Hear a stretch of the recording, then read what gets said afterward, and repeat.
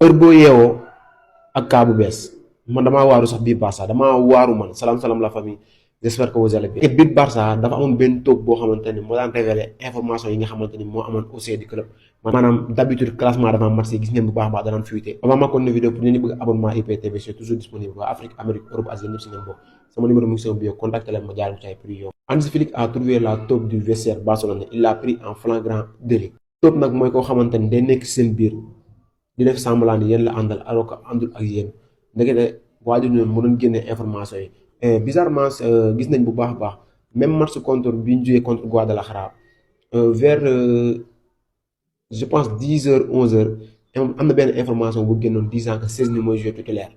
man je me suis dit ah 16 ni mooy joueur titulaire baax na ñu ñëw ci classement de départ ñu gis bu baax a baax Ter Stegen mooy joueur titulaire y a pas mal de matchs yoo xamante dañ naan ñu kii diw mooy joueur alors que demeewul noonu donc apparemment moom dem na ba xam ni y a une taupe moo tax à chaque fois day changer affaire et selon information bi nga xamante ni gars yi wax nañ ko waa ji dañ koo jàpp en flagrant délit. bi ñuy waxee ak yéen nag voilà tur kooku noonu wala identité kooku noonu ça reste confidentiel xamuñu joueur la xamuñu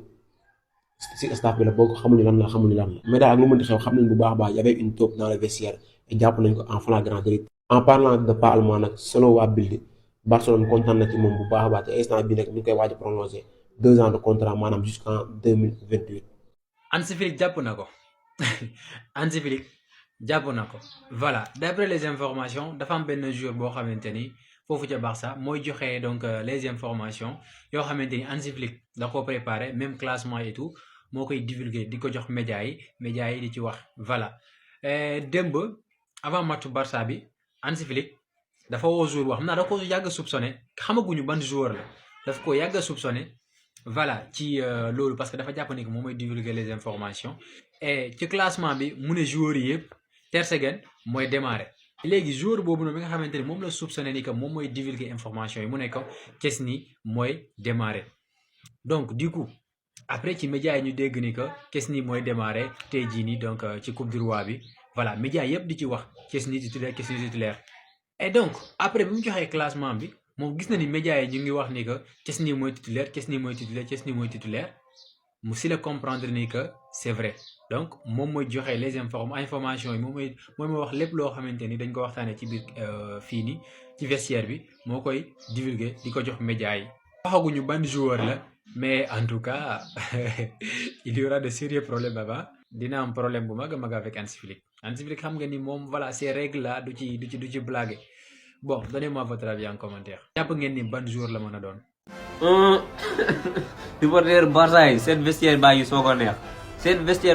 a neex njëkk yéen seen biir vestiaire bi dafa am koo xam ni mooy kaa lu xew ci biir club bi ci biti gars yi comme ni ngeen ko gisee si article lu ko waxee Hansi Flick a trouvé la taupe du vestiaire Barcelone gars yi Hansi Flick l'a pris en flagrant délit maanaam ci gàttal am na koo xam ni moo nekk ci biir club bi lu xew lu warul génn moom mu dem génnee ko wax ko médias yi wala mu dem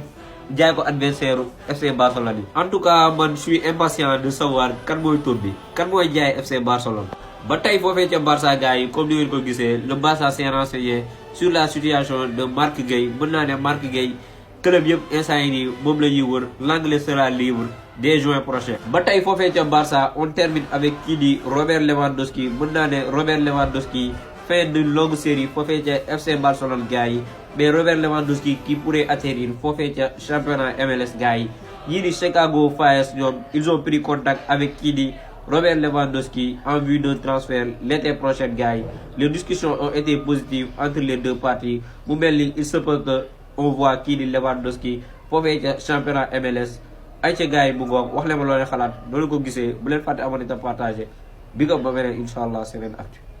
Le coach du FC Barcelone, Hansi Flick, a enfin trouvé la taupe du vestiaire barcelonais. C'est quoi une taupe? En gros, c'était un joueur, les gars, qui donnait beaucoup d'infos à la presse. Et en gros, on ne savait pas qui c'était du côté du Barça. Et Hansi Flick l'a surpris hier, tout simplement. On ne sait pas encore qui est ce joueur, les gars. Donc, il va être divulgué, bien sûr, très prochainement. Hier soir, lors de cette rencontre contre Guadalajara, donc victoire 2-0 du FC Barcelone. Et la une aujourd'hui du journal Mundo Deportivo. En huitième de finale, bien sûr, pour la qualification du Barça. Ça a été un match compliqué parce que le premier but est intervenu à la 76e minute du match, inscrit par Christensen. Et à noter que Marcus Rashford a lui inscrit l'autre but en toute fin de match à la 90e sur une passe D de Lamine Yamal. À noter que Rashford est le seul joueur du Barça à avoir inscrit au moins un but sur les 3 compétitions que le Barça a disputées cette saison en Liga, en Ligue des Champions et en Coupe du Roi. Et toujours sur ce match hier, les gars, c'était un petit peu comme un mini Bernabeu. Il y avait beaucoup de chants en faveur du Real Madrid pour chambrer le Barça hier. Il y avait même le sosie de Vini Junior qui était présent lors de ce match hier entre Guadalajara et le Barça. Donc le sosie de Vini Junior était présent au match et a pris des photos avec les fans. Il s'agit de l'influenceur Ricardo Rincon,